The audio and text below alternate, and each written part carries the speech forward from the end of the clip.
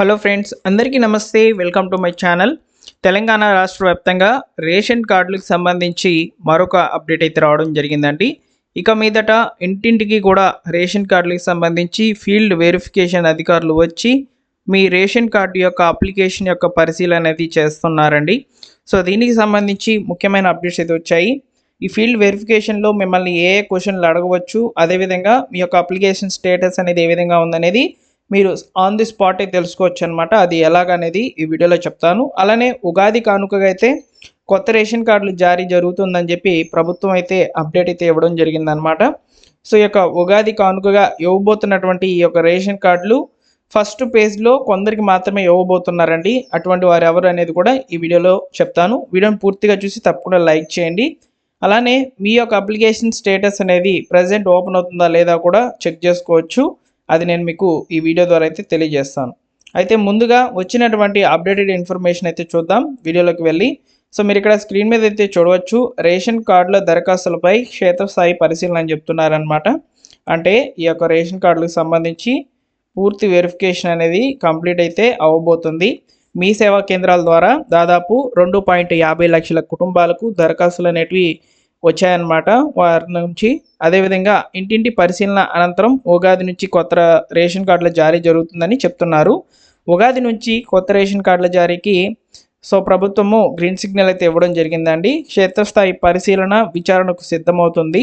మీ సేవా కేంద్రాల ద్వారా కొద్ది రోజుల నుంచి రాష్ట్ర ప్రభుత్వం దరఖాస్తులను స్వీకరిస్తున్న విషయం అందరికీ కూడా తెలిసిందే. అయితే తాజాగా రాష్ట్రంలో గత 10 ఏళ్ల నుంచి 89.90 లక్షల కార్డులు అయితే ఉన్నాయి. 2.81 కోట్ల మంది లబ్ధిదారులకు రేషన్ షాపుల ద్వారా ప్రభుత్వం సరుకులైతే అందజేస్తుంది. మరికొందరు నిరుపేదలకు కొత్త రేషన్ కార్డులు అందించడానికి ప్రజాపాలన, ప్రజావాణి, గ్రామ సభల ద్వారా దరఖాస్తులు స్వీకరించింది. తర్వాత మరికొంతమందికి అవకాశం కల్పిస్తూ మీ సేవా కేంద్రాల ద్వారా దరఖాస్తులు అయితే తీసుకోవడం జరిగిందనమాట. అయితే ఇప్పుడు తాజాగా వచ్చినటువంటి వివరాల ప్రకారం చూసుకున్నట్లయితే ఈ యొక్క అప్లికేషన్స్ అన్నిటినీ కూడా, అంటే మీ సేవా కేంద్రాల ద్వారా వచ్చినటువంటి అప్లికేషన్స్ అన్నిటినీ కూడా వెరిఫికేషన్ చేయబోతున్నారండి. అంటే ఫీల్డ్ వెరిఫికేషన్ అయితే జరగబోతుందన్నమాట.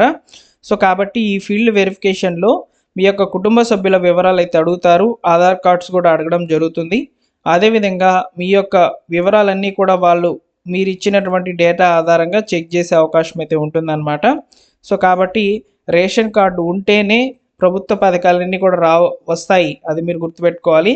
సో ఈ యొక్క రేషన్ కార్డులకు సంబంధించి ఫీల్డ్ వెరిఫికేషన్ అయితే జరగబోతుంది. ఇక్కడ ముఖ్యంగా కొత్త రేషన్ కార్డులు అనేటివి ఉగాది కానుకగా ప్రభుత్వం ఇస్తుందని చెప్పి చాలామంది కూడా అనుకుంటున్నారు.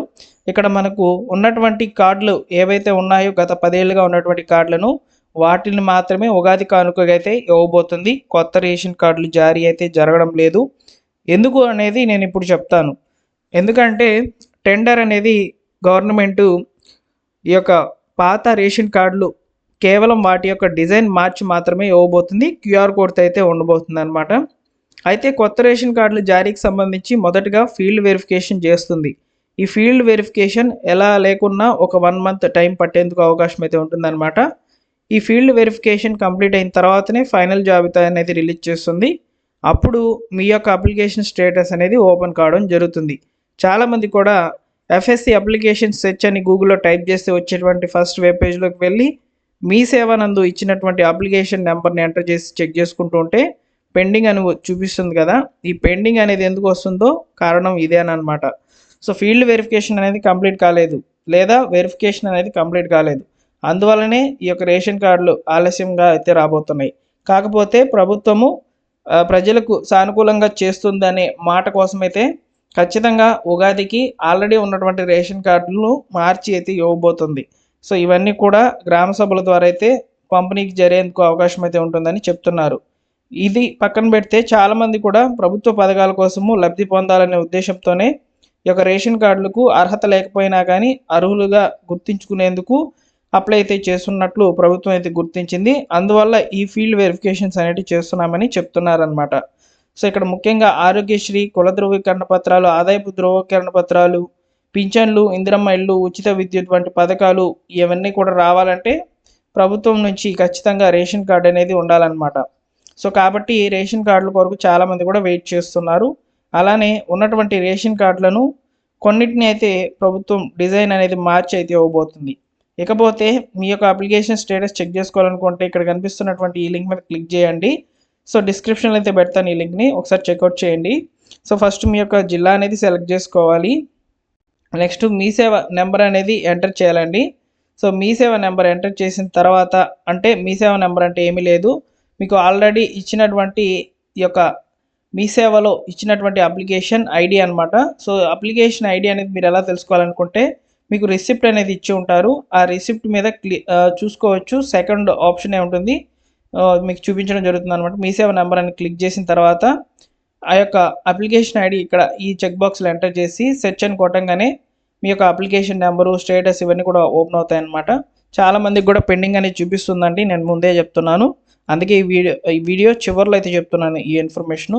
ఒకవేళ పెండింగ్ కాకుండా అప్రూవ్డ్ అని కనుక వచ్చినట్లయితే మీకు త్వరలోనే రేషన్ కార్డు అనేది శాంక్షన్ కాబోతుంది.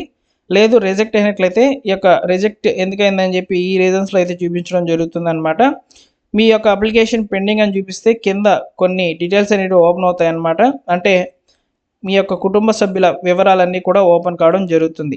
సో ఇదన్నమాట రేషన్ కార్డులకు సంబంధించి ప్రస్తుతానికి ఉన్నటువంటి అప్డేటు. ఫీల్డ్ వెరిఫికేషన్ అయితే చేయబోతున్నట్లు సమాచారం అయితే రావడం జరిగింది. అధికారులు ఫీల్డ్ వెరిఫికేషన్ వచ్చినప్పుడు తప్పకుండా మీరు అన్ని డాక్యుమెంట్స్ అనేవి సబ్మిట్ చేయండి.